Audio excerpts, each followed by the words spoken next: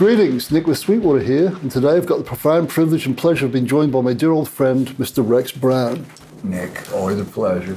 Likewise, my friend, the bass power behind Pantera, and on the current tour, kick-ass tone, by the way, and great basses. So we're here to talk 4 strings and what you plugged them into. 5 strings, sorry. 4 and 5 strings and what we're plugging them into. So what should we start with? Do you want to start with the this is a new Epiphone. I love old Epiphones. And when they said I could have a chance with Gibson to go in that line, you know, Epiphone does all the accoutrements and everything down to the sides. Yeah. Where some of the, you know, like my signature, I wanted 2 different basses. Right. So this one has the old humbucking pickups. They call them 760 now. Right. But I worked with this guy named Richard Aker at Epiphone High Ridge. And I said, man, what was the tone of those pickups that you put back in the old 76 Centennials? Right. I think it was 70. It wasn't really an anniversary of the bass because those basses had come out in 63, right? So it couldn't have been anything other than the bicentennials, what you can say. He had been with the company for 40 odd years, and he said, why don't we put these in them? So they sent it to me, but they sent it all gold. And I looked at it and I said, you know what, take the gold because it looks like that, but this is not necessarily gold. So if you see in the camera, I said, why don't we put nickel covers on those? Just to make it a little interesting. Yeah, it is interestingly subtle. It makes the bass pop, you know? It really does. Of course, it's got the little doodles on the back and, you know, the Rex is everywhere, which is cool, I guess. But boy, it's got to sound unlike any others. I use it for different, like this Loves, or, you know, I've got a choice of basses on that one, just depending on the room and how it sounds. And so we've been playing that one a few times on this since I've got them. It's a fat-sounding bass because it's got the mahogany wings and it's a neck through and it's a mahogany walnut, I believe. But you know what Gibson did for years? You know, we can go back to Gibson, look at all the Thunderbirds. They used to put these big fat necks on them. Right. Now it's hard enough for a kid learning to play bass just to hold one of these slim necks in their hand. But they're so fat they can't get their hands around them. Over the years, there hadn't been a slim neck, except for I've got one that's a neck through that I got from somewhere, just a body that was sitting in this vault. I had a dear friend I was recording down at Willie Nelson's place. I gave the guy like $500. I said, that should make gold hardware. And so that's what we based it off of. We have that out here with us. Oh, right, okay. Right. So some nights we play them and then sometimes I'm not feeling it. Then I go to this one. This is one of the oldest ones I have of the eras. Then we use this what we call the Cadillac back here. That's top of the line Spector. And got a couple of those when we were starting this out. And that one's been played on a bunch. Right. The feel of it is just like, it has a real thin neck profile. Now they're going back to a thicker profile on it. Like let's say the Kramer era, where those necks are a little bit chunkier. And I just like that thinner neck at the bottom. Then it gets back where you need it. Right. You know, like around the 5th, 7th, stuff like that. But you know what that is, right? That's the old Jackson bass, right? That's the old Charvel. It's a copy of the old Charvel. Wow. I got all kinds of tricks on my sleeve. A lot of the stuff ain't coming out. Right. So, and that Fender we just got for this tour, it sounds like God. You know, you can't beat a P bass, you know, for this Loves or whatever.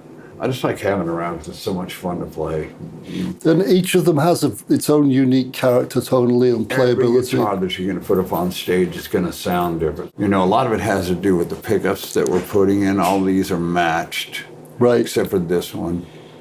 Those are matched sets. So, you know, we're trying to get the gain stage stays at a right there. So every guitar is going to sound different. We can kind of, you know, my tech Bobby Landgraf is sitting right over here. It helps me achieve that every night.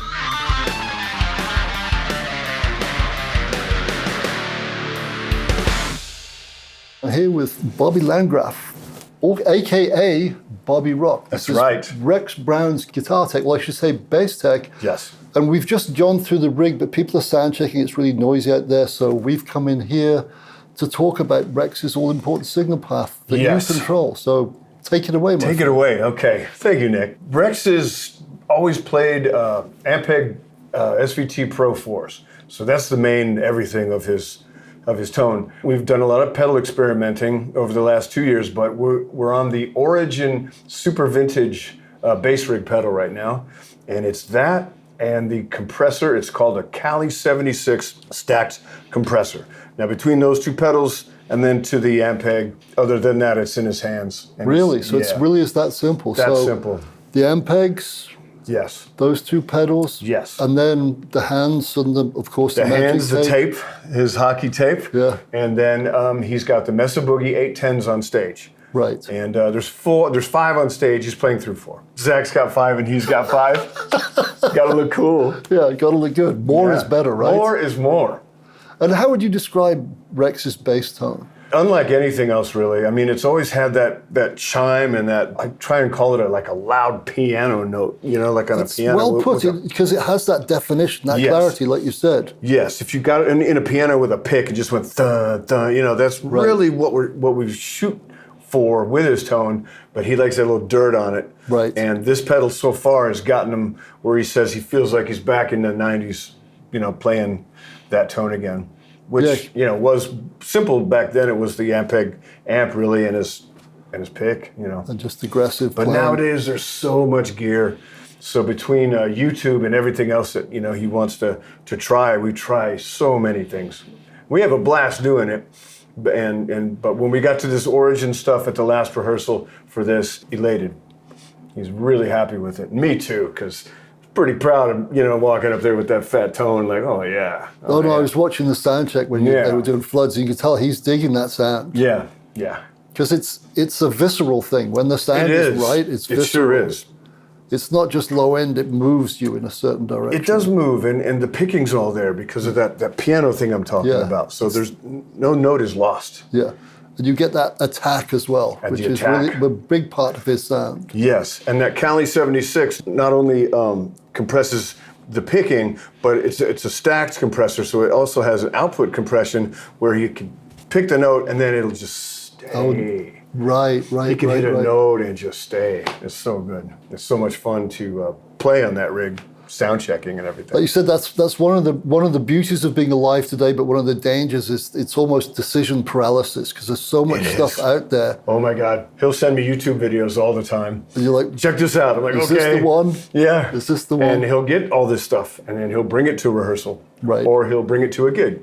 I want to try this tonight or try that tonight. And we'll just throw it up and do it. But after 2 years or so of this, we're really narrowed it down. Well, it's that's the blessing and curse of every passionate guitar player and bass player. Well, I think Eddie called it tone chasing, and he was the pioneer of tone chasing when it comes to it. And of course, let's just say that there's never been more choices for bass players nowadays than there is right now. Couldn't agree with you more. Right. But at the end of the day, as you've correctly said, it's these two pedals, these amps, these cabinets, but these fingers. It really is. And this heart and this head. Well, not mine, but Rex's. Exactly.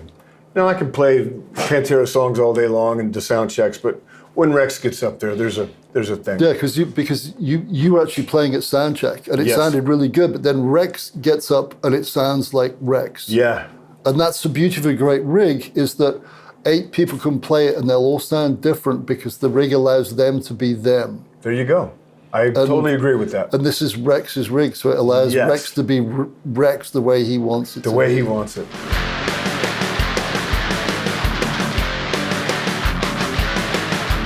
We were using all kinds of stuff this last year. Then we found these Origin pedals. And my God, you got an Ampeg in a box. Right. An old 71, that you can just get as hot as you want it. I've got my own separate mix just for my ears. So, Bobby will pump it up where we need it, depending on the gigs. And it's turned out really, really well.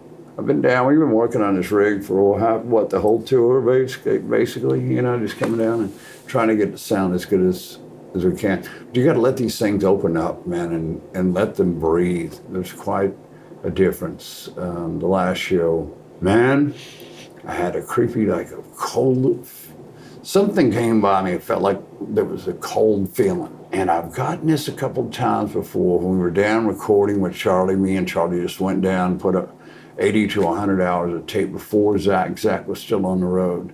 So we wanted to get the bass and the drum real tight. We had this scratch guitar player. I felt that same chill. And to me, they're angels. And I think you know who they are. I know who they are, yeah. Two angels. Isn't that insane? You know, those guys, I think they're looking down or they're looking around us, you know, with us. I think they're digging what they're seeing, man. You know, I really do.